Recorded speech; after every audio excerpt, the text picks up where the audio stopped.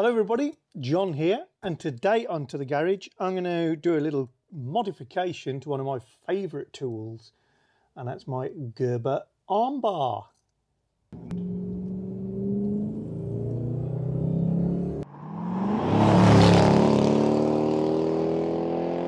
If you're a tool person, garage dweller like myself, you're not going to go too far without getting involved with some form of multi-tool, Swiss Army knife, pocketable gadget.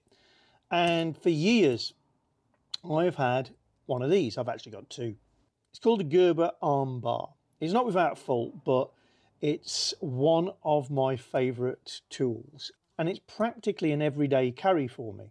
And there's a caveat to that, which I'll explain in a minute. Why do I like it so much? It's really small. You know, it's kind of the thickness of your finger and the length of your finger. It doesn't look like anything else. And the tools that it has really suits me and the sorts of things I do. So, you've got this anvil on the end, which makes a damn decent knocker, come hammer, come push item. You flick it out. It's got a great little short but very strong pry bar that, again, I get staples out of wood and packaging with. It's the bottle opener, a very good cap lifter in effect. And there's a sort of fidget factor to that I really like. The blade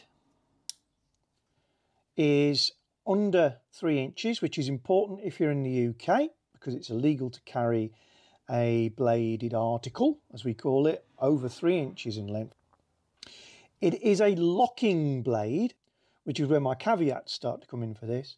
It's not legal to carry a locking blade in public in the UK, which is why it's not strictly an everyday carry for me. I carry it when I need it rather than just literally everywhere. But the locking blade is quite nice in terms of safety. It's not going to fold over on you. You depress this little tab and it releases the blade, and it's a one-handed deployment because it's got this nice big hole that you can stick your thumb on and drive the thing out. This side is flat but does have 2 holes, which I've always thought were begging for some form of pocket clip, but never really got round to doing anything about it. You've got a pair of scissors which are sharp. They're not the best. They are flat steel. They've not got a shape to them, but they do the job, and for package opening and cutting the odd small thing, they're really good. Handle's got a turned over edge. One of my criticisms of this is you have to fold the things back to front to fold it, and when you put it back down, this sort of settles like that. And very often I'll pull it out of the pocket and that will have dropped down there, so that's not brilliant, and again it speaks to the flexibility of that item. But the killer tool on the Gerber armbar is that 1/4 inch hex drive. Comes with a reversible tool, so you've got a Phillips and a straight blade, but it means it can carry any tool bit which is 1/4 inch drive, so it makes it a lot more flexible than most, including tools from Leatherman, which, whilst great, are really expensive and have their own size. Of course they do. There is another tool in there which I rarely use but is there, and that is an awl, or skewer I guess you'd call it. Very sharp blade, very robust blade along that side, and a kind of tapered profile. And you can bodge holes in bits of leather like your belt, make a new hole, and at a push it could be used as a precision knife. So all in all, this is brilliant. I really like it. I still carry it, but does have the issues related with not being strictly legal in all circumstances where knives are permitted in the UK. So what I was just going to do today is just see if I can disable the liner lock so that it is a friction knife, and if I can flex or alter the scissors in order that they don't keep dropping down the side. Now this is held together with one torque screw at this end, but this end is a special nut and bolt, I guess. I do have two of these. This is the more worn of my two, so I'm going to disassemble this without the correct tool, just in order to see what I can do to make it UK legal. So my first attempt at opening this, I'm just using a pair of side cuts, and you've got 4 indentations around a round head, very shallow, so I'm going to try not to damage things, but I'm going to use the tips of the side cuts in 2 of the grooves and put a lot of downward force on, and we'll see how we get on.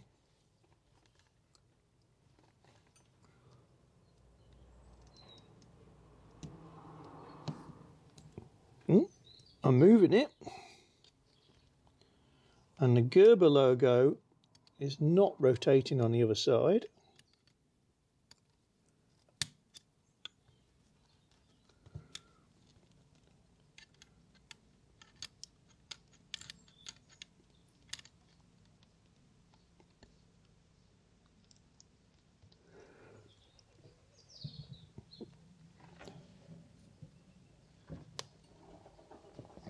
Okay, it is coming off. I'm probably making it look more physically difficult than it is, just because I'm applying a lot of downward force and gripping force in an attempt not to cause any damage. Yeah, I've definitely slackened it off because these tools are now overly easy to rotate. P.S. If you think, oh, he's sponsored by Red Bull. No, he's not. I've got a nice Red Bull bar mat. Make them great for doing fine jobs in your garage. I'm going to pick this up for just a few pounds in a junk shop, and I love it.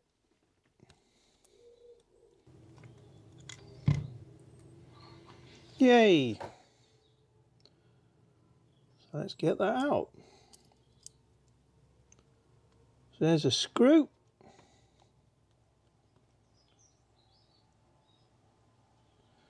Certainly not going to roll away on my beer mat.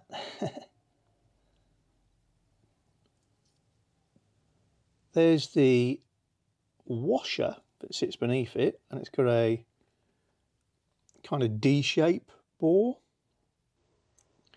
There's a degree of spring loading going on here.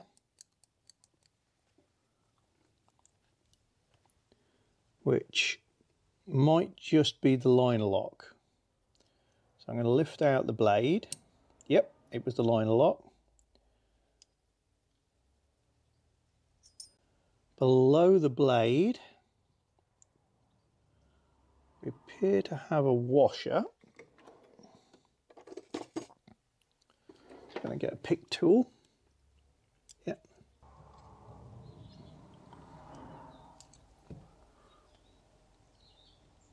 There's that.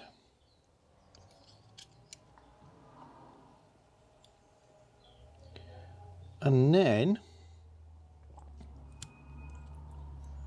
these other tools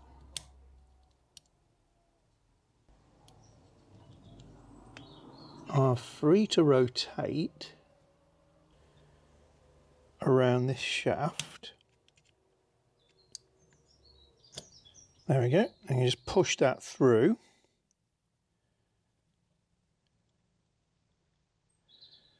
We can have a look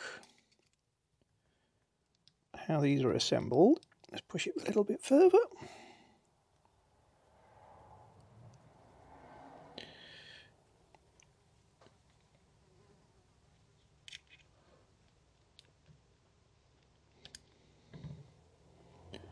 I pull out the scissors. So another washer on top of the scissors.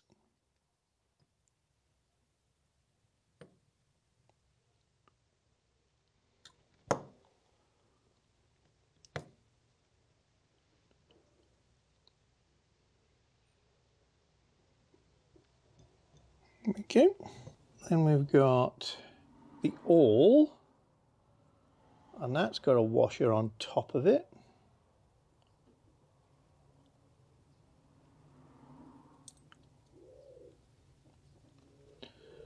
Then we've got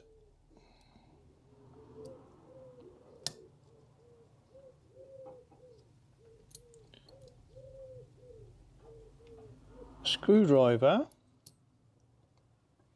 which has a washer on top of it. And then we've got a washer. There we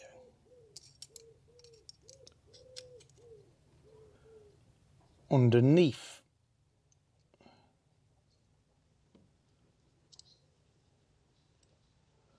And finally, out comes our shaft. And it's D-shaped shaft, round hole this end, D-shaped on the other end, which sorts out the orientation of the Gerber logo. And strictly speaking, for what I'm doing, I don't need to remove this end, but I'm just interested. There we go. It's a T6.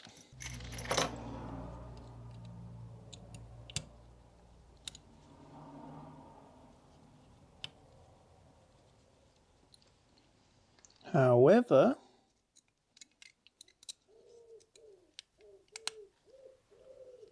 yeah, you need two T6s to stop the other side turning. No, doesn't look like I've got two T6s, so that will have to wait for another day. Here you can see how the liner lock just drops in behind this squared off section on the back of the blade.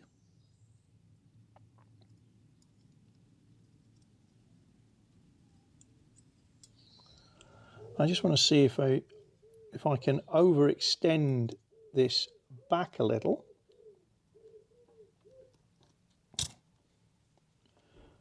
Can it be made to stay in a position where it won't lock the blade?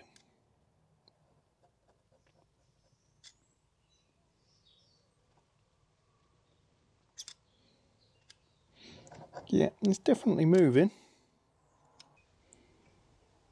That's now below flush. There's a little hole in the back of the blade that sits in the closed blade to stop it from swinging out. So I want to try and keep that.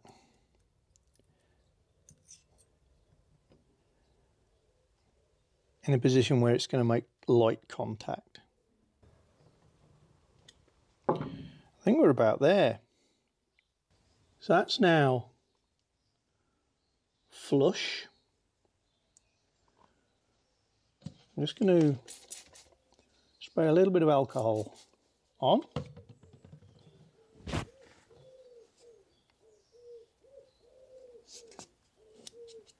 Give it a clean out.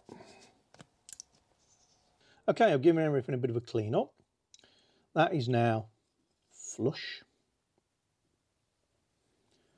And we're kind of ready for reassembly. Now, even though this knife won't lock, I'm not happy living in a country where you're not allowed locking knives to have this saying unlock.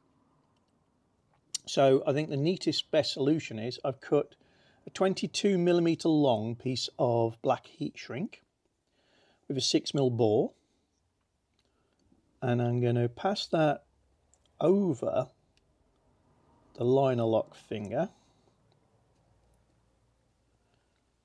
like so, and then a lighter, just going to heat it up to shrink it down.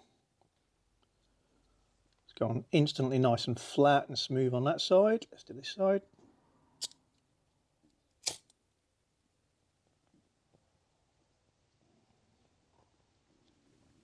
And there we go. Neat, almost looks original. Now to reassemble. So we've got to put our pin back in from the correct side, which is the side with the scale on. Then the first item is our screwdriver.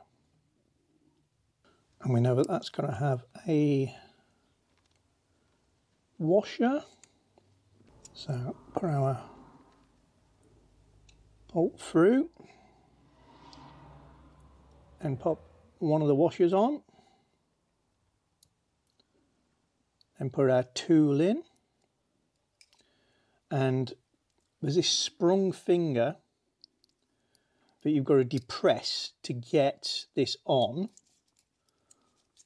And that's okay, because that will help keep everything in place.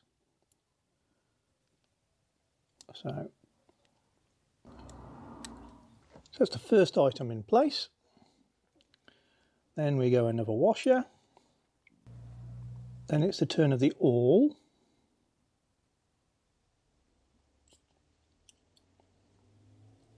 This is fiddly, you know, I'm not going to pretend it's not, but it's very doable. As long as you've laid your parts out like I did, you shouldn't get too confused.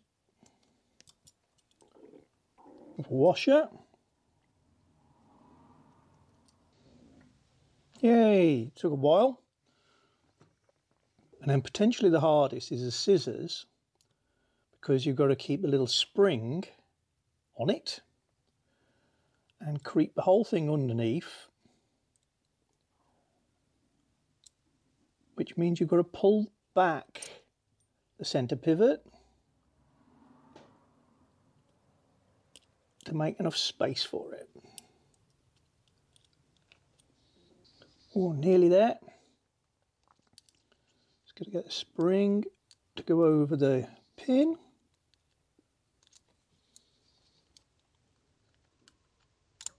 There it is. And then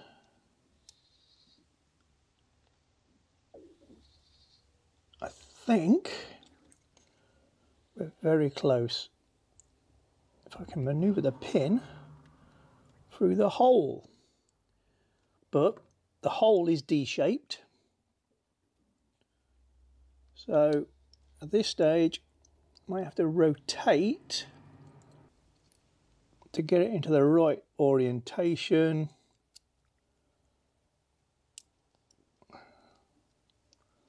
To slip back into the hole. There he goes. And he's in.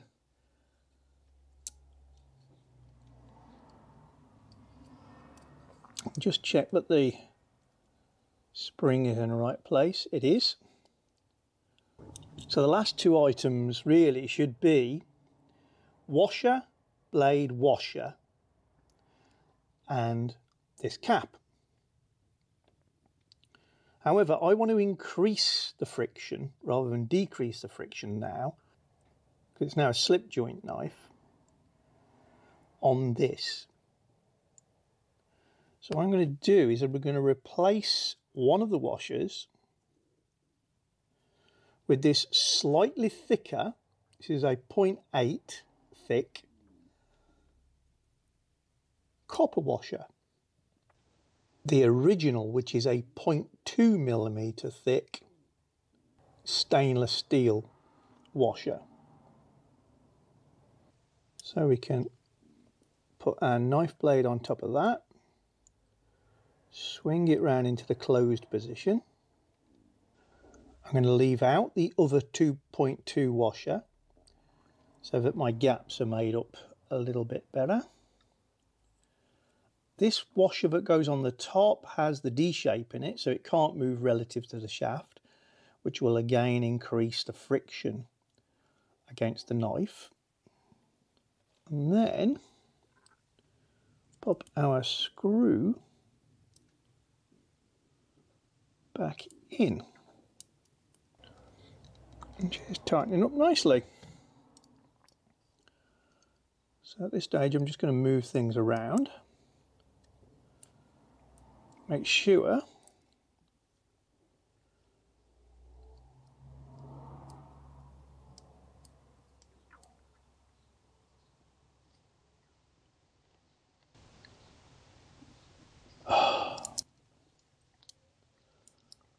that you built things correctly, and of course I haven't, because that is upside down.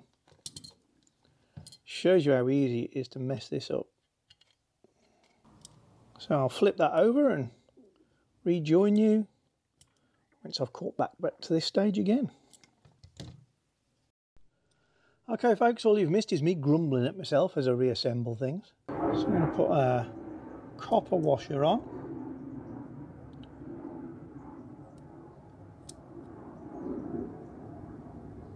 Knife blade. Pop the screw in.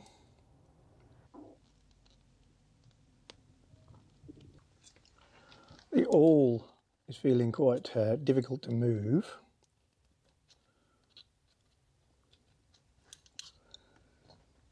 Obviously I'll put a little bit of oil on in a moment, but only once I know that everything's back correctly.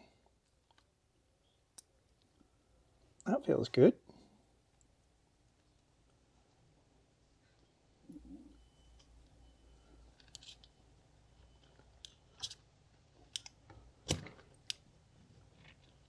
Yeah.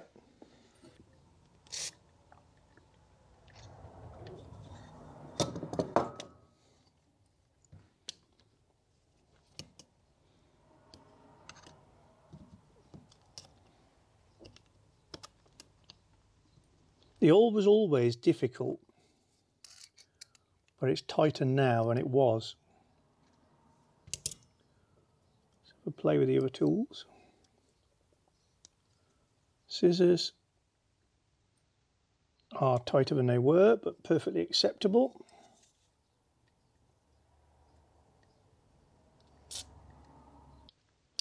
Yeah, that's good now.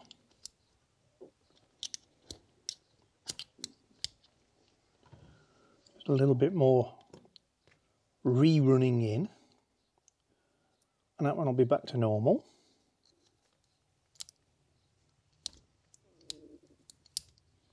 That's good. Here's where you want to lube.